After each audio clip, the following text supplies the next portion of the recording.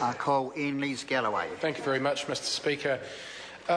Look, there's been a lot of political statements made, like the one by the previous Speaker, who spoke not to the bill at all, but just spouted a few political statements. He's learning well from the Minister, let's be honest. And I think that the nature of the debate has been governed by the fact that the proper process for considering legislation has been completely curtailed. This is a house of political debate. This is where we debate the broad policies, where there's often a bit of robust hurling of barbs at one another. And it's the Select Committee, of course, where we sit down as a group. This would, I would imagine, come to the Health Select Committee, one of the better functioning committees under the chairmanship of Dr Paul Hutchison, where the members actually genuinely want to do what is right for the health and well-being of New Zealanders. And we may not always agree on the broad policy, but we give submitters a fair hearing.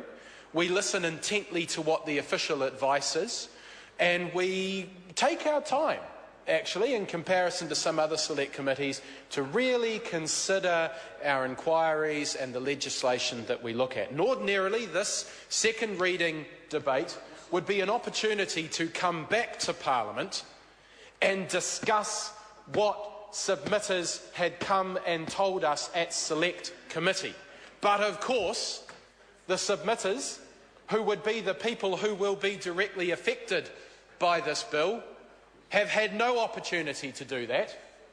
There has been no Select Committee process. There hasn't even been any consultation with them, just as there was no consultation with other parties in Parliament, just as the Auditor General's report and the Attorney General's report and the regulatory impact statement were dumped on the table at the last minute, actually after the last minute. They are supposed to arrive at the same time as the bill, and they didn't.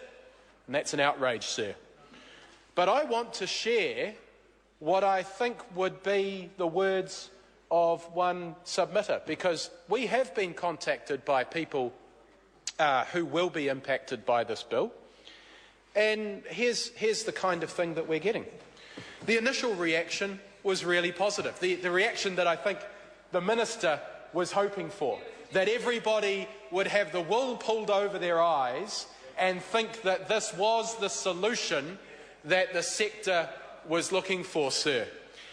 And that was the initial reaction. Positive recognition of the obligation of carers, not legislating away, getting started, focused on highest needs first. It all felt really positive. And the first paragraph that we received from this person was incredibly positive. But then comes the second paragraph, which reads like this: but. And there are so many buts in this legislation. The big negative, they say, is the minimum wage. The fact that family carers are going to receive less than other carers doing exactly the same job, exactly the same work, with exactly the same passion. Actually, you might argue that the family carers will have more passion for their own kin. But that's their situation, that they're stuck on the minimum wage. This person says there will be anger amongst many people, and this will be seen as very unfair and mean-spirited. And I have to concur, sir. This legislation is unfair and it is mean-spirited. Even going for the industry average of $1 or $2 more would have been seen as more acceptable without breaking the bank. That's what this person had to say. Many will also be very upset at the exclusion of spouses and partners being eligible. I think this person is right. Why is it that they are excluded, they ask? Perhaps because of implications for over 65s, but it will rankle deeply with the people. So the Minister has failed. The Minister said that this is all about politics. It's always about politics with Minister Tony Ryle. And what he's been trying to do is get the politics right without actually doing the job properly. But he's been found out. He would have been found out if we went to Select Committee.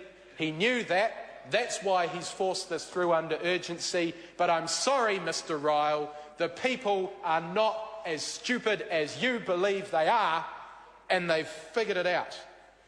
This person says, together with these issues, what is emerging, it gets worse hour by hour. In other words, they, like we, are looking through the bill, they're looking through the regulatory impact statement, what of it that they're allowed to read.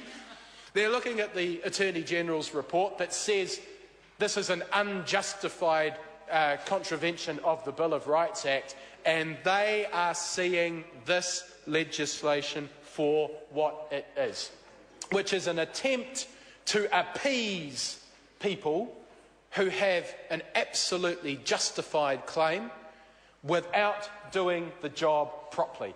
And as Annette King pointed out, doing the job properly would have cost just $17 million more than what this bill will cost the government. Now, I appreciate that people out there listening will go, $17 million? That sounds like an awful lot of money. Anybody would like to get their hands on $17 million. But the truth is that for the health budget and for the government's overall budget, $17 million isn't a lot of money. Later on in this passage of urgency, we are going to pass legislation. Well, the government is going to attempt to pass legislation. I have to admit, I'm probably conceding defeat already, that they're going to pass legislation that will increase fuel taxes.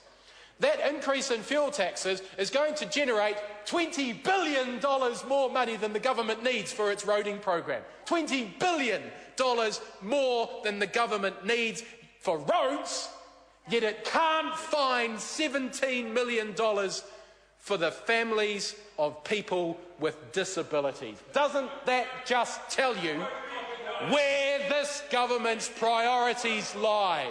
Doesn't that just tell you where this government's priorities lie? And John Hayes is perked up all of a sudden. Perhaps he realises just what a bad deal this is for people with disabilities and for their families. John Hayes says this is a damn good deal. Well, he wants to go and talk to the families affected, the people who are already contacting us, who have figured out that this is a swindle, Mr. Hayes. This is a swindle and nothing more from this arrogant government that doesn't believe in democracy, pushing this through under urgency without providing Parliament with the full information, forcing us to try and pick the details apart and get to the heart of it. And I have to admit, when we first saw that the government was going to take action on this, we thought that was great. It had taken them a while. The court case was actually completed a year ago, and the families gave the government a year. They voluntarily gave the government a year to sort this out, and the government has taken that whole year. And again, it shows you where those families lie in this government's priorities. They were not prepared to act straight away.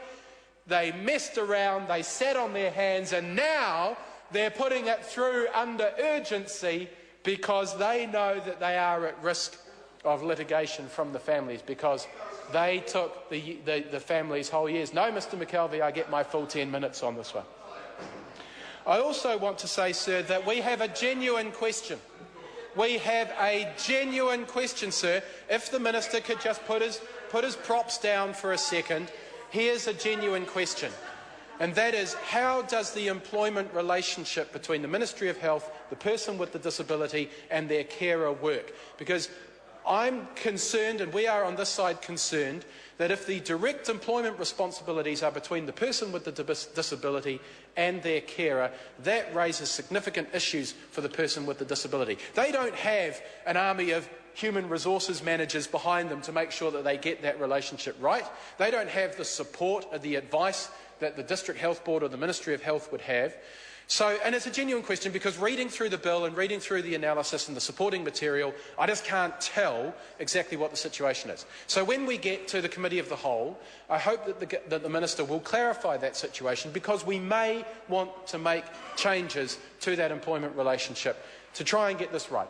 We disagree with the government on this. We don't think that this is the full package. We don't think this is the answer. But we do want to do our best to try and get it right for them, sir. And I hope that the Minister takes that consideration on board amongst the other issues. Dr. Jiang Yang.